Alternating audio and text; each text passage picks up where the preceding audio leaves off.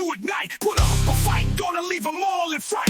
Playing Magic the Gathering on a Saturday night. Summoning creatures, casting spells with all his might. Sipping on more coffee to stay awake and bright. Caffeine rush fueling his creativity inside. Got a YouTube channel where he's shining so bright. MTG3, the show that takes flight. Welcome to Super Fast Tortoise MTG3, and today we got a deck tech for you. We got not a 1, not a 2, not a 3, but a 5-color commander deck tech for you. Bracket 3, nonetheless, bracket 3.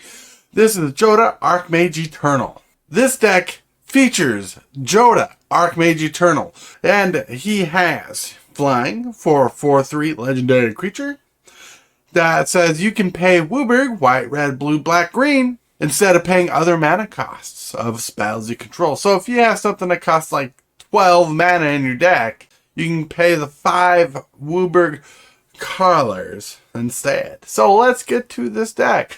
Jodah Archmage Eternal is amazing, awesome, and cool. When I first saw him, I wanted to play him as my commander because he reminded me of Fist of Suns. Later on, they came out with Leyline Mutation, and such a great card in general. This card is awesome as a commander. This deck kind of relies on Jodah Archmage Eternal as your commander. You want to get that WUBRGness out there. You want to get that mana cost reduction out there for those big spells so you can play flashier, splashier things faster. Because that's the point of the deck.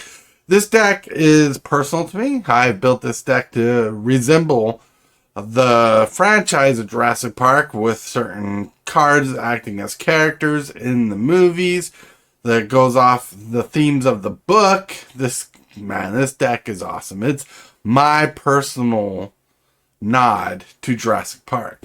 So, today I made sure to dress up in Jurassic Park hat, Jurassic Park shirt. I even got my Jurassic Park mug. That's right. Delicious. Hot chocolate coffee. Alright? And I know, you're thinking, man, didn't you just the other day post a Jurassic Park Commander deck tech? Yes, I did.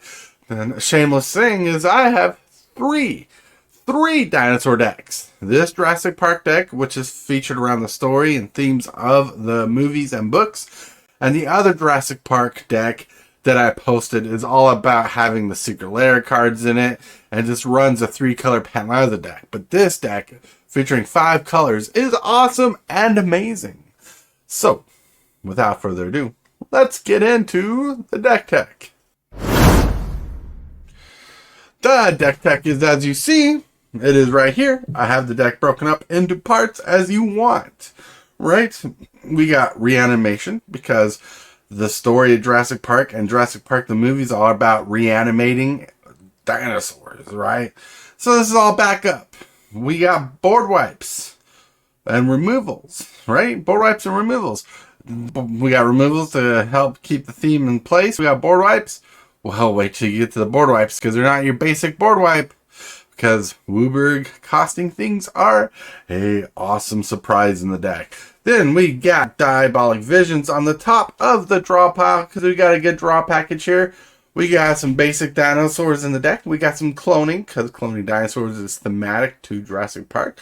We got Ramp. Yes, Max Amber is in here just because Amber in the story. And we got Tutors, and we got Protection. Let's go through this deck. Let's see what's in this deck. So, how are we reanimating dinosaurs? Well, let me get into that really quick. This deck doesn't self-mill very much at all. There's like one card in this deck that self-mills a little. But based off basic gameplay and interactions that people do all the time, it's always good to get your reanimator package in your hand. Let's see what we got here. First reanimation card that we see is a classic Animate Dead.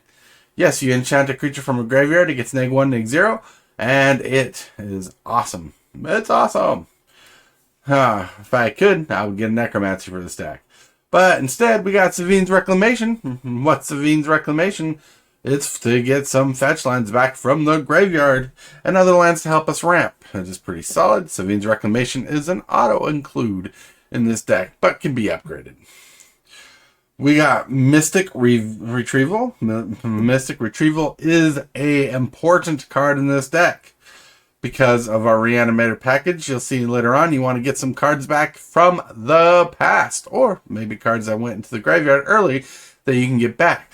Mystic Retrieval costs 3 generic and blue. It says return target instant or sorcery card from a graveyard to your hand. So for 4 mana, you can get something back from your graveyard, or flashback 3, 2 generic and red, get something back from your hand. Flashback, there's not a lot of flashback cards in this deck, but all the cards with flashback in this deck are important to the strategy, because being able to get stuff from the graveyard is very Jurassic Park-ish, my friends. Then we got Unburial Rites as a Reanimator spell, costs 4 generic and a black, to return target creature card from your graveyard to the battlefield, but it also has flashback for 3 generic and a white. And this is really good because sometimes you're forced to discard or some milled cards. This helps you get stuff from the graveyard back onto the battlefield. Then we got Beacon of Unrest. I wanted a recurring reanimation theme here. Beacon of Unrest does that exactly.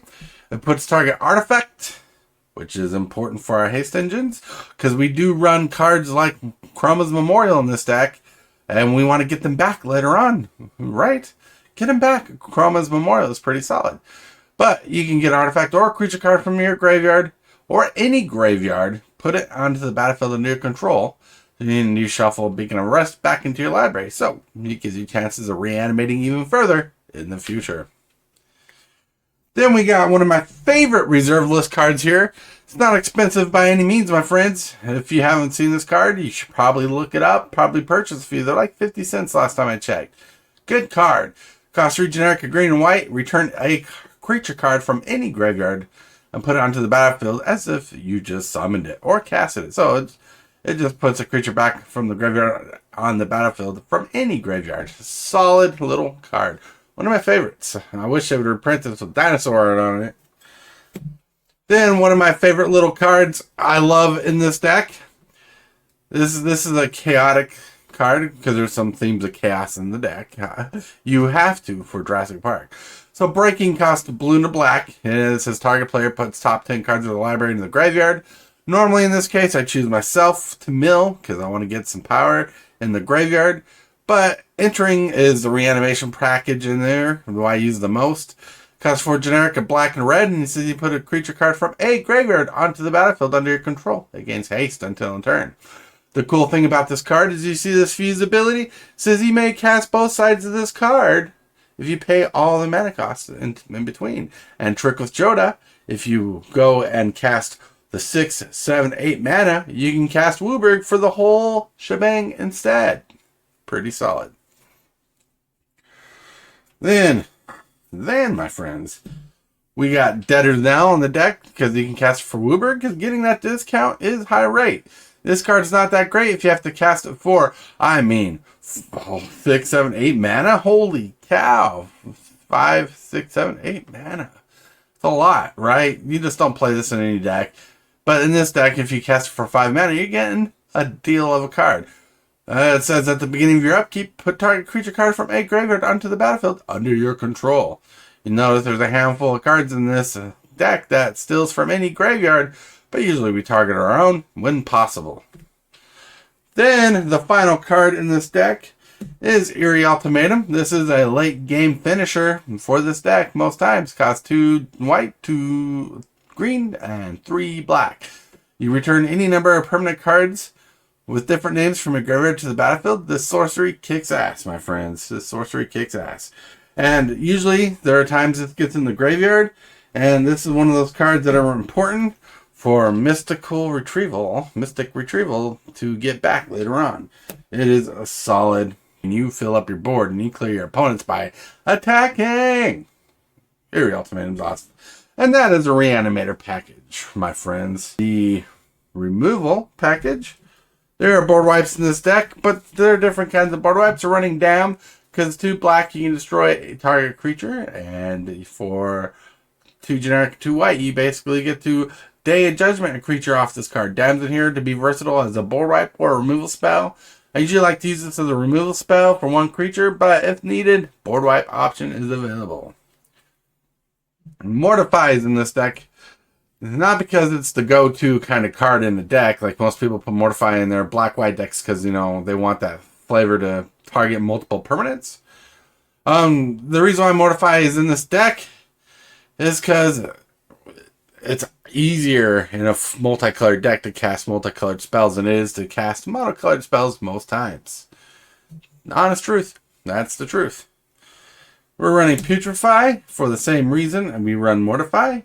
Being able to destroy artifacts and enchantments are important in this deck in gameplay, because as Wizards of the Coast makes new cards, like new artifact types, new enchantment types, the more important they are to destroy.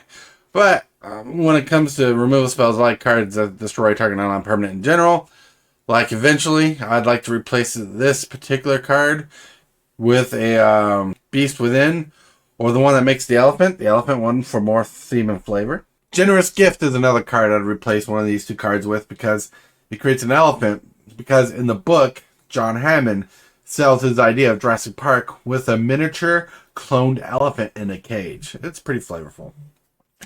We're on Vindicate. Destroy target permanent. Destroy target permanent is important because Glacial Chasm exists. Having that land removal, that land destruction card in your deck is pretty good. There are times you need a blup of land. Vindicate will do it. But not always you need a blup of land, so this can hit artifacts, enchantments, creatures, anything that's a permanent. Pretty solid. Inevitable Defeat. This is in the deck because it can't be countered, and it has Exile. Target non-land permanent. Its controller loses 3 life and you gain 3 life. Exiling a permanent is very important. And this card made the deck because, one, I thought the card was cool. The design is cool. Congratulations, Wizards of the Coast, for designing a cool card that caught my attention. But having a card that gains you life and exiling a non-land permanent is pretty cool, because sometimes cards just have to skip the graveyard and go into exile. Then we got Kogla and Yadaro. This is a pretty neat card. It costs 2 generic, 2 red, 2 green. When Kogla and Yadaro enters the battlefield, you can choose one. It gains trample until end turn, or it fights up the target creature you don't control. And haste. Haste on the first ability. It gains trample and haste until end turn. Well, this card's pretty good. You can have it remove a creature from the battlefield, or you can make it a big swinging crazy creature with trample and haste until end turn. Or, one of my favorite things to do is for 2 generic, a red and a green, you can discard Kogla Yadaro from your hand, destroy up to 1 target artifact and enchantment, shuffle Kogla Yadaro in your library from your graveyard, then draw a card. This card is nuts. I almost didn't put this card in the deck because it's more than just a dinosaur. It's an ape, dinosaur, turtle, but I had to put it in the deck because it's really good utility, my friends. Then, the next card on the list, we have it here because it's a dinosaur. Silverclad Ferocidons. Cost 5, 6, 7 mana. It's an 8/5 within range. Whenever Silverclad Ferocidon is dealt damage, each opponent sacrifices a permanent. I want this in the deck because it's harder for people to want to block it, because people don't want to block this and lose stuff. The Tarrasque is in the deck. It costs 6, 7, 8, 9 mana, 6 and 3 green pips. It's a 10/10, but for 5 mana, it's pretty good because it costs for 5 mana still off Jodah. You still get the cast trigger whenever Tarrasque has haste and ward 10 as long as it was cast. Yes, Jodah is important for this deck, my friends. Whenever the Tarrasque attacks, it fights target creature defending player controls. So the Tarrasque is an important piece of removal. Then, at the end of our removal list, we got Zakama Primal Calamity. This card is nuts. This card is insane. 6, 7, 8, 9 mana. 3 of it being red, white, green. As Vigilance Range Trample, whenever Primal Calamity enters the battlefield, the victim was cast. Untap all lands of control. So with Jodah out there, and if I have like 10 lands out there, I'll tap all my lands, use 5 of it to cast the Kama, float 5 mana, untap my lands, and have 5 more mana to attack, use with, and other mana to activate these sweet abilities down here. Yes. So the Kama is really a destroyer of artifacts and enchantments in this deck, but being able to do 3 damage to a creature is pretty solid and has proven its worth and weight in gold. The only thing I use less on here, but sometimes use very little, is gaining 3 life for 2 generic and a white. And that is the removal, my friends. Let's get to the board wipes. Shiny board wipes. Well, eventually one day all the board wipes in this particular deck will all be foil. But we're running Plague Wind. Why Plague Wind? Because it costs 7, 8, 9 mana? No, it costs 5, my friends. If you have Archmage Eternal out there, this costs 5 Uber mana. It destroys all creatures you don't control, and they can't be regenerated. Plague Wind is pretty solid board wipe, my friends, and that's why I run these kind of board wipes in the deck. Hence why we got Awakening Sun's Avatar, costs 5 generic, 3 white. When Awakening Sun's Avatar enters the battlefield, if you cast it from your hand, destroy all non-dinosaur creatures. So all our creatures are protected from a board wipe, because this creature does it for us and protects our stuff. Yeah, well, it protects it from its own board wipe. We got Decree of Pain in here. Decree of Pain is a board wipe that could possibly be replaced. But I run Decree of Pain because I like drawing cards, my friends. You can +1 this to the card draw ability for 6, 7, 8 mana. No, 5 Wooburg. When you need it, Wooburg. This costs 5 mana. You just draw creatures. They can't be regenerated. Draw a card for each creature destroyed this way. This particular board wipe doesn't always see play, even if it's in my hand. Sometimes I hold on to it. Sometimes I cycle it. So when you cycle it, it gives -2/-2 all creatures on the battlefield. But when you destroy all creatures this way, you draw a card if you use the main ability. Pretty solid. We got Ingrick's Wake. 7, 8, 9 mana. No, 5 mana, my friends. Destroy all creatures you don't control and all planeswalkers you control. I don't see planeswalkers being a huge problem in Commander much lately. But it's always good to have a board wipe that takes care of both. And this card does it. And it also, for 5 mana, is a bonkers card. Then we got the classic. Well, it's not really classic because it's still kind of new. But we still got the classic Ruinous Ultimatum. Ruinous Ultimatum. 2 red, 3 white, 2 black. Destroy all non-land permanents your opponent's control. All creatures, artifacts, enchantments, or anything that's not a land. You destroy all non-land permanents your opponent's control. This is pretty strong. Clears the board of all their stuff. Keeps your stuff in play. That is the goal with this board wipe setup. Is the cost for 5 Uber mana. Clear the board so your dinosaurs can go crazy. Crazy. Ruinous Ultimatum is an amazing card. Check it out. Let's get into the draw. For the draw, we got a classic card that's only seen a few reprints. Card probably could use a couple more reprints. We got Diabolic Vision. Cost a blue, black. You look at the top 5 cards of your library, put one of them in your hand, and the rest on top of your library in a random order. Pretty solid little card draw. 2 mana from 1 card, but out of filtering out of 5, it's pretty great. Then we got Temur Ascendancy. Temur Ascendancy goes in the haste engines, but it's also card draw. Haste engines, the creatures attack soon as they come into play. That's what you want with this card, but drawing cards off all your creatures in this deck is pretty solid.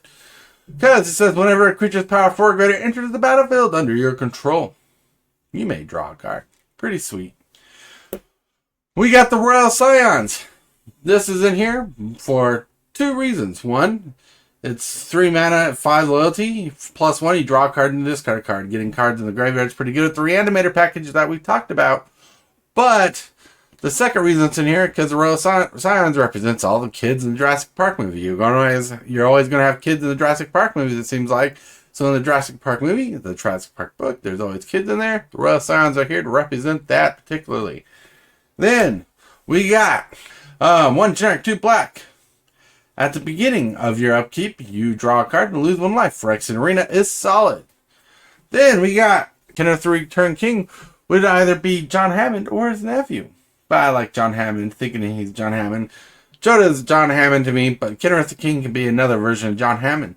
He costs 5 mana. For 1 red mana, on a 5/5, you can have all creatures gain trample and haste until turn. For 2 green, you can put a +1 counter on target creature. For 2 and a white, you have target player gain 5 life. For 3 generic and a blue, you can have target player draw a card. For 4 generic and a black, you can return a creature card from a graveyard onto the battlefield under its owner's control. Solid little fun card. He just gives you options and does fun things. You got Kindred Discovery. For 3 generic and 2 blue. Kindred Discovery is an awesome, amazing card. As Kindred Discovery enters the battlefield, choose a creature type. Whenever a creature you control of the chosen type enters the battlefield or attacks, draw a card. Alright, we got Shamil the Inner Sun here in the draw section, even though it's like free spells, because there are going to be some free spell stuff in this section, but it counts as draw. It costs 6 mana. It says spells you control can't be countered. This sweet artifact has at the beginning of your end step. Discover 5. Pretty solid card. Then we got Titanoth Rex. Costs 7, 8, 9 mana. Nope. Costs 5 mana for 11/11. That's Trample. 11/11 Trample is pretty solid. And it has Cycling too, so if you need to draw a card, that's what I use a lot, because I like to throw this thing in the graveyard and reanimate it later. When you cycle Tynoth Rex, put a trample counter on target creature you control. Pretty solid little bit. But when cycling is a good ability. Getting cards in your graveyard is pretty sweet. We got unexpected results because, my friends, other than Ian Malcolm, a lot of people didn't expect the casualties and crazy events of Jurassic Park to happen. Unexpected results cost 2 generic, a green and a blue. It says shuffle your library, add a sorcery speed, then reveal the top card of your library. If it's an all-in card, you may cast it for free. Otherwise, if it's a land, put it on the battlefield and put this card back in your hand. Pretty solid.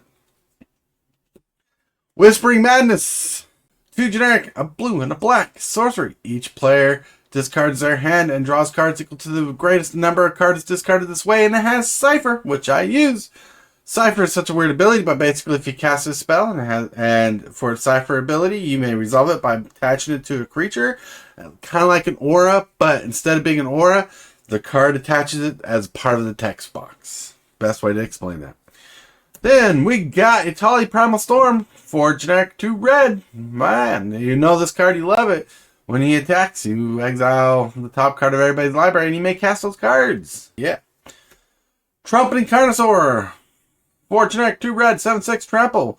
When it enters the battlefield, you discover 5. Or you can pay 2 generic and red, discard this card from your hand, and put it into the graveyard. Trust me, discarding this card sometimes is so easier to cast it when you can reanimate it and deal 3 damage to a creature or a planeswalker on the way out. So, like, you discard it, you deal 3 damage. It's pretty solid.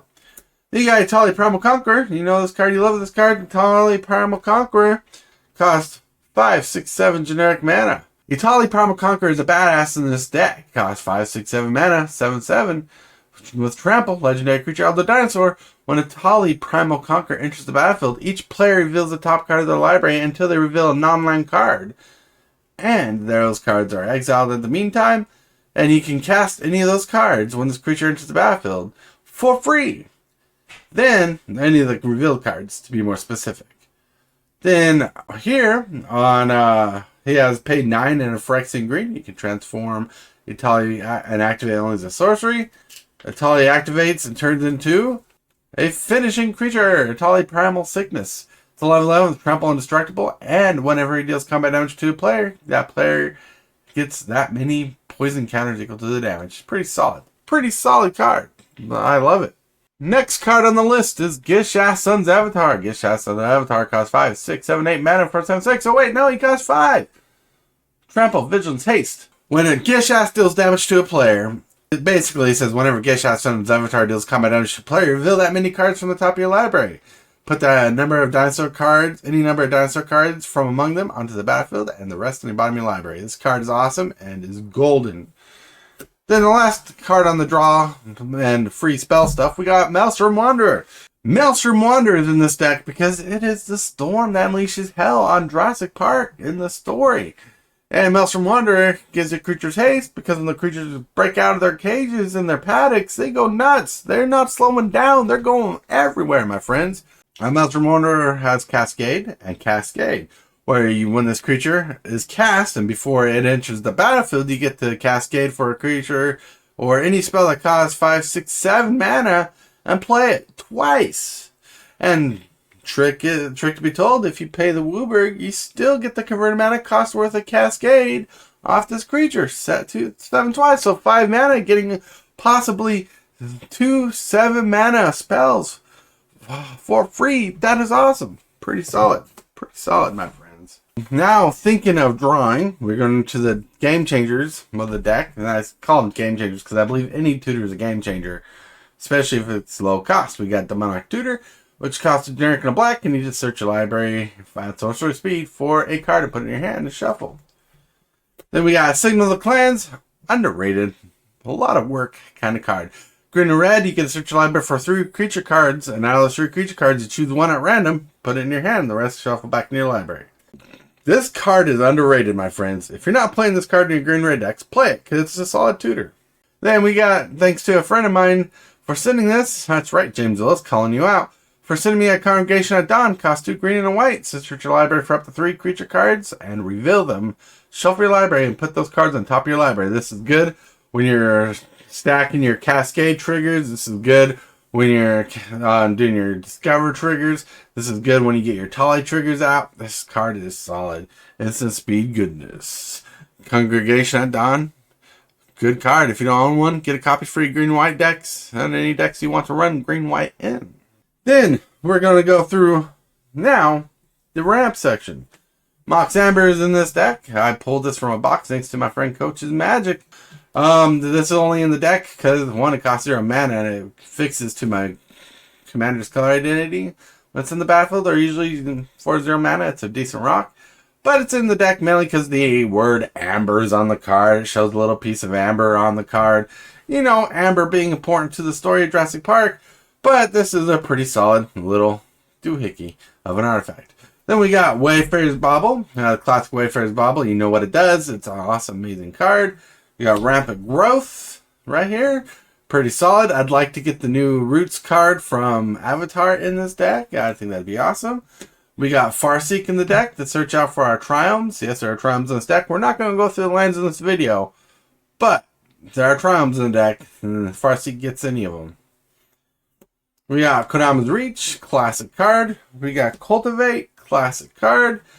But we got Eska, God of the Tree. This would be the Ellie Sattler of the deck. Eska, God of the Tree. So for 3 mana for 1/4, it has Vigilance. It has tap, add 1 mana of any color. Other legendary creatures you control have Vigilance and tap, add 1 mana of any color. So it makes all your creatures and land rocks. But we like to cast the other side of this card because it's a modal card.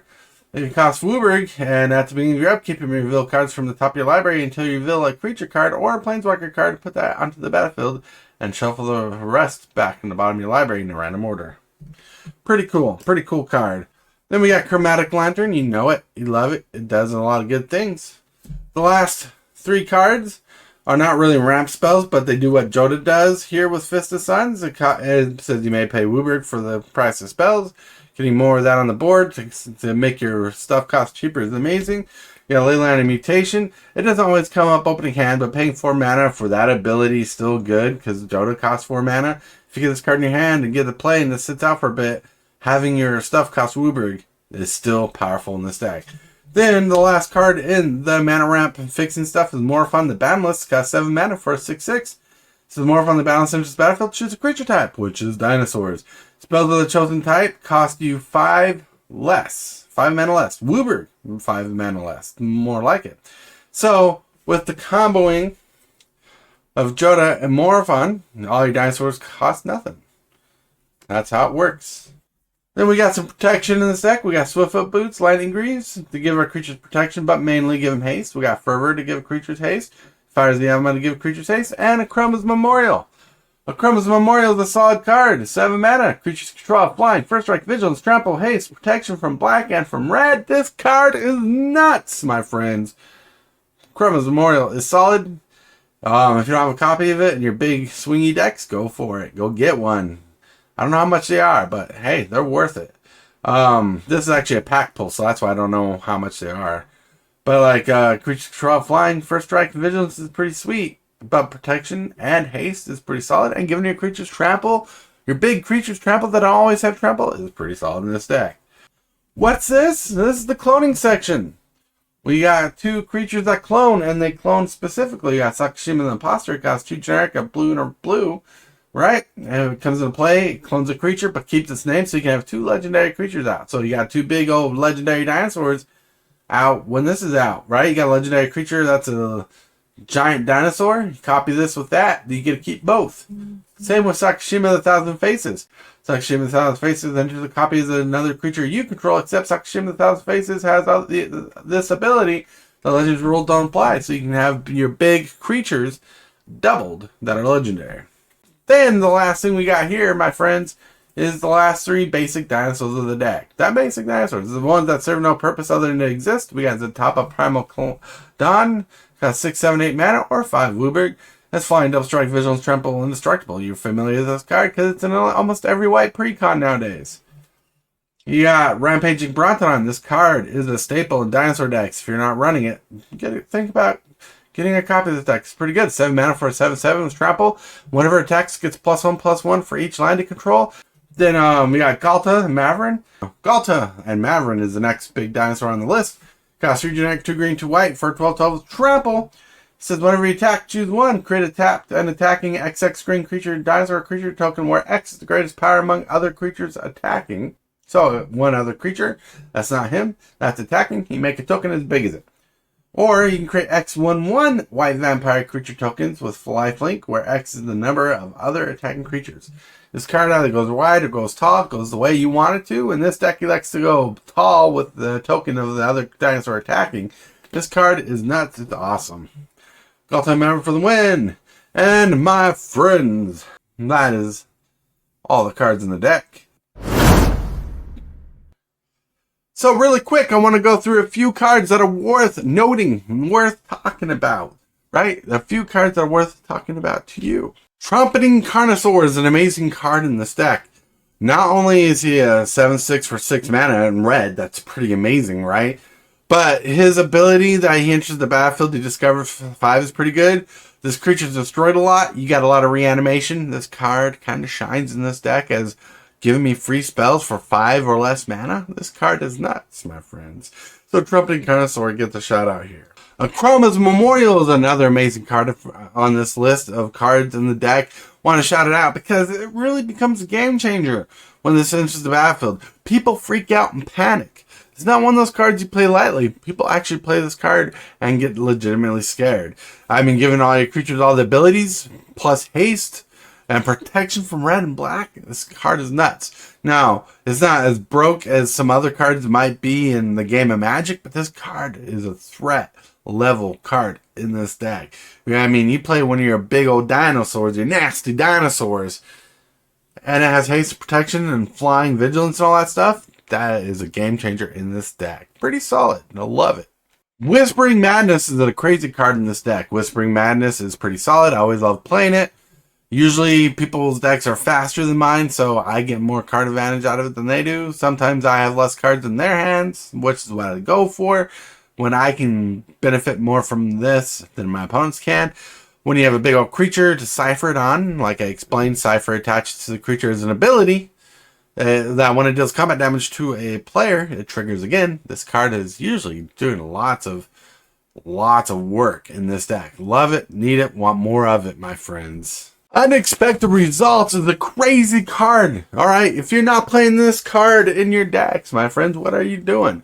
I'm kidding, it's not for every deck out there, but Unexpected Results in this big old smashy dinosaur deck, which you saw the big spells that are possibly available to get with this card, is insane.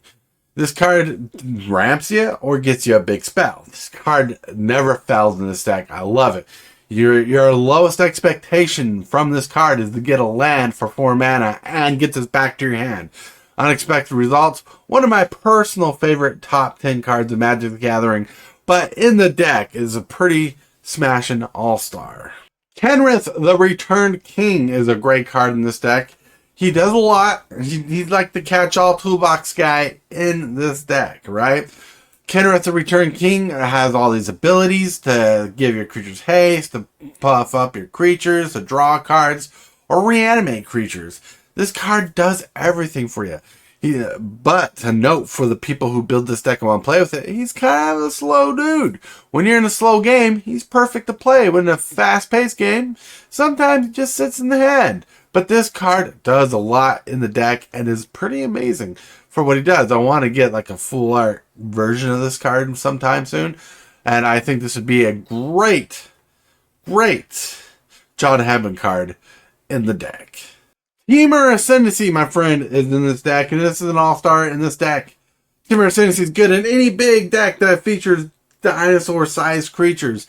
And helps you keep up the pace because you need to draw those cards.